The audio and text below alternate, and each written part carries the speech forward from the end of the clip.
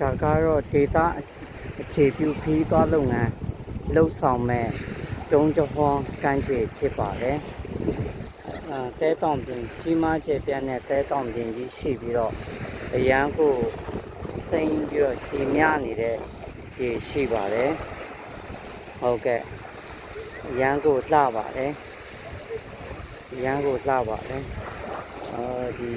ရေကစားမဲ့ဆိုအရန်ကိုကစားလို့ကောင်းတဲ့နေရာတစ်ခုဖြစ်ပါတယ်ကျွန်တော်တို့ဒေတာအခြေပြုခီးသွားလုပ်ငန်းကိုဒီမှာစတင်လုပ်ကိုင်ကြမှာဖြစ်ပါတယ်အဲ့တော့ဘေးကျွန်းစုရဲ့အလားအပတွေကိုတဘာဝကြကြပါเนาะခံစားလို့တယ်ဆိုရင်ဖြစ်ရင်ကျွန်တော်တို့ဒီတုံးတဟွန်းကမ်းခြေမှာလည်းလာရောက်ပြီးတော့မှညရဲ့အနားယူပြီးတော့မှတန်းဖြည့်နိုင်တာဖြစ်ပါတယ်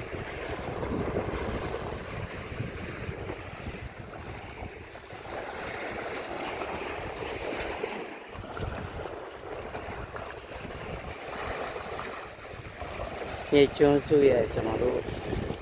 ပြင်ဘက်ပိုင်းမှာเนาะဒါဒီရှိတာဖြစ်ပါတယ်ရန်ကိုတာယာလှပပါတယ်တာရောက်ပန်းဖြည့်ကြဖို့အတွက်ဖိတ်ခေါ်ပါတယ်